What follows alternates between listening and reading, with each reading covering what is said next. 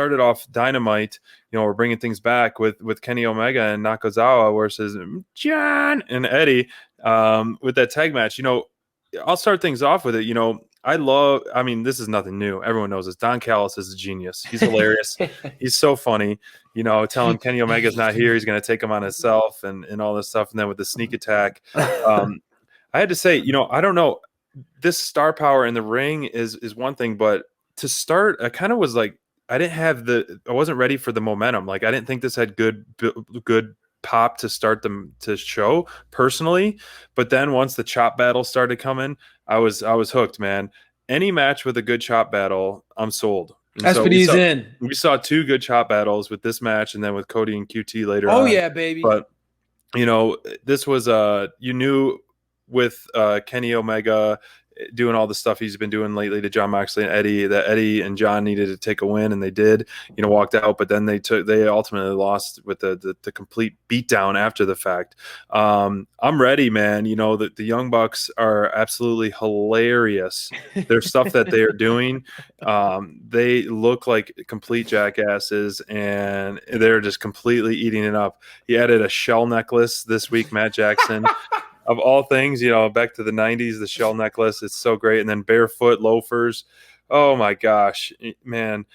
I didn't love this match personally overall. I don't think the pacing was as good, but the whole story with it is just great, man. This sub feud of the main Inner Circle Pinnacle feud, I think that's the main feud at AEW.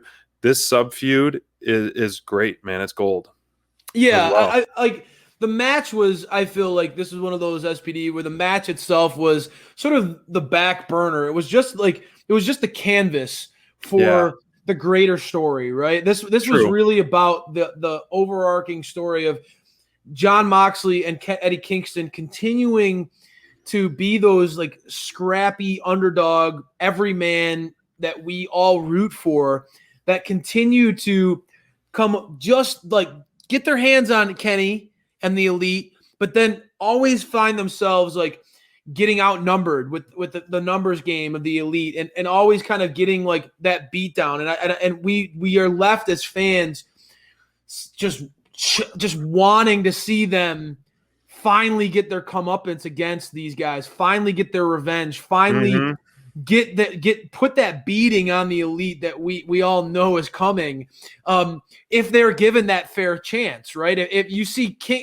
honestly, dude, like you see Kingston and Moxley in the ring together, with what we've seen those guys are willing to do to themselves and their opponents, putting themselves through. I mean, Jon Moxley's career has been defined by pure violence. And Eddie Kingston is a dude who, as you continue to learn more and more about his story, this is a guy who loves this business, who will give everything to this business, a very, very genuine, raw human being who is driven by his passion, who has seen opportunity after opportunity like slip through his fingertips, and he doesn't want to let that go, right? So these are 2 guys that are incredibly hungry, that are incredibly, and at this point, you have to imagine incredibly angry, who are frothing at the mouth, waiting to get their hands on the Elite.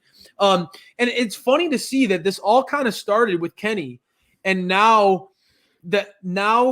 through association, by proxy, the Young Bucks are gonna end up having to put their title belts on the line against these 2. And I have a feeling that they're gonna regret this moment. I think that they're gonna regret. It'd be very interesting, because the Bucks, man, I will say this. As much as I love what the Bucks are doing with their characters right now, I love the troll job that they're doing on social media, the new bio, the new pics. I love what they're doing. And honestly, their gear, just like that it's making so many fans out there like just agitated that these guys are as obnoxious and that they're just trolling everybody like they are. As much Next as week, I'm going to wear a dangly. You should. I have my ears still pierced, so I'm going to wear a little dangly. Throw a little dangly in there. Maybe a bandana. Maybe throw a little bandana. More danglies down there too. Yeah, do some. I'll put danglies on the shades, bro. As much of the character work that these guys are doing, and as much as I love that character work, I have to say, man, their in-ring work against Moxley and Kingston, that match is going to be so fun to watch, dude, because it's going to be like the ultimate babyface, those scrappy underdogs, really the brawler style of Moxley and Kingston against that like high spot, flippy, like over the top style of the Bucks. And I love that natural, I guess, dichotomy of styles. I love every time as a tag team wrestling fan, I love when you get to see those types of styles blending against each other. I loved when we got to see FTR versus the Bucks. I love when you have those differences in the way they approach a match and they're forced to kind of work with each other. I really think that this is going to be an awesome championship match going forward. And it plays off of this greater story of like the Bucks are now kind of tangled into this web thanks to Kenny, right? And Don Callis, the invisible hand and what he's doing. Like I just the post-match beatdown, though, I have to say that the Elite and the Young Bucks, they can't be feeling too worried, right? I mean, they've been asserting their dominance week after week, right? Absolutely, man. They, as expected, true heel fashion, they're always going to come out and outnumber you and beat you down, no matter if they take a loss. So this could be just a running trend. What's it going to take for, it's not going to be a fair fight. Ultimately, when when Moxley and Eddie do get the chance with the Young Bucks, it's not going to be a fair fight. And I want to see them take down, the Good Brothers first, and then Young Bucks. Of course you do. Of course you want to see the Good Brothers taken down. Of course. So everyone says no danglies for SPD, but they'll give them to you, Crayfish, since you're the heel of this group, man. So I'll gladly rock it. I'll have this on. I'll start adapting all the heel vibes I can. And speaking of heel work, man. Yeah, let's talk about this promo. Because I mean, we really that story of that match with the tag match to start the show. Again, it was just a continuation of Kenny the Cleaner, Kenny the Collector, Kenny the showman. I love everything about Kenny Omega. I know that our guy Brian has to be out there just grinning ear to ear because this is his guy. He loves Kenny Omega, and he's been trying to showcase all the amazing character work to us throughout the years that Kenny Omega has been doing.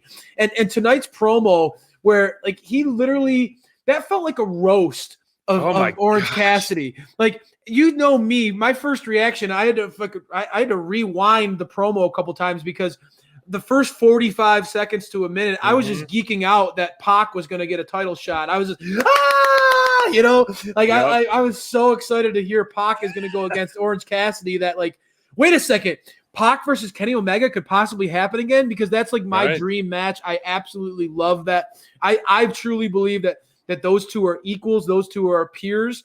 We've had conversations with Alex Reynolds and other members of the AEW roster who see what I see, and they recognize that Pac is in that top tier. He's in that Mount Rushmore of current wrestlers in all the world right now. You're right, to man. me, I was geeking out about that, but honestly, dude, this feels like it's a matter of time. Orange Cassidy is going to be the number one contender, and he's going to face Kenny Omega. And if that's the case, man, does Orange Cassidy have a lot of fuel. For a guy who plays it cool and who's low key, you have to know after that roast that he went through tonight, he's going to have a lot of fuel to want to take and shut Kenny Omega up. Because man, Kenny laid into him tonight, bro. Did he ever? And honestly, it was outstanding just showing the promo work by Kenny Omega. We all know he's a true champion. He's got it all times a million. Just look at him. I loved him as a baby. I love him as a heel, man. He's so great, and I love in this persona of him. But this is making Orange Cassidy more relevant. Orange Cassidy, honestly, to me, was just dropping down to, at best, a C-level star. Ooh. When he was an A-level star versus Chris Jericho. Like, after that feud, where did he go? Honestly. To be fair, the good, the best friends lost a lot when Trent got hurt, right? That whole thing happened, and I think that it kind of derailed where Orange Cassidy was going. But I honestly think that Orange Cassidy is one of those guys that is so over, and especially tonight, you get to see the hints of it when you have a live crowd, bro. Oh, yeah. We've said that before. Best friends work so much better with live crowds. Orange Cassidy and the Best Friends are one of those types of crews that when they have a live crowd, it's just another level. It just their characters click on a different different gear when you have fans there to cheer them on. But dude, like, I don't know, man. OC is if I as an outsider looking in, you're like Orange Cassidy has to go one-on-one against Pac, who, if you're not watching Dark, you're not seeing what Pac's doing. Pac is absolutely ripping people apart. He is just like the angry bastard that I love. He is just going out there and hurting people, and he's doing it with just like this intensity in him that you can tell. He's ready. He's chomping at the bit for an opportunity after losing the tag title championship against the Young Bucks in such a BS way, right? Like they were robbed of those titles. You could tell Pac has that fire in him again. I love that. I love seeing that as a diehard Pac fanboy. I love seeing him operate that way. But if you're watching, Orange Cassidy's going to have to go through Pac, and then he's going to have to go against Kenny. I mean, again, SPD, you talked about Orange Cassidy kind of falling to the wayside, bro. Nothing is going to catapult you into the main event, the spotlight, quite like that trajectory. You get to go against two of the absolute best on the planet, and two guys that are going to make sure that you bring your A game. Yeah, you're right. That it's going to be a showcase for OC, man. It really is, and I can't picture Pac losing cleanly in this one, because I don't think anyone should be beating Pac one-on-one right now, and I know that really gives you a big grin ear to ear. So I think Best Friends got to have something to do with it, which we typically don't see in AEW. You know, I really hope we don't see, you know, how do you book it? Because you can't have Pac losing a clean loss. And I would really, he's another one like Darby Allin. He's going to, if OC pulls out one of those roll up wins, I'll be very frustrating that he's been known to do before. So I really, mousetrap. It makes sense. Yeah. I would be so pissed at that. I can't stand the roll-up finishes. But anyways, it makes more sense. We kind of predicted this a few weeks ago of who would be next for Kenny Omega, and Orange Cassidy is a good babyface target, essentially filler, you know, and Hangman isn't ready. I think you need to build that much more, have a longer build, you know, going into Double or Nothing, you know, less than a month away. I don't think you have enough build for that, and it deserves a huge build.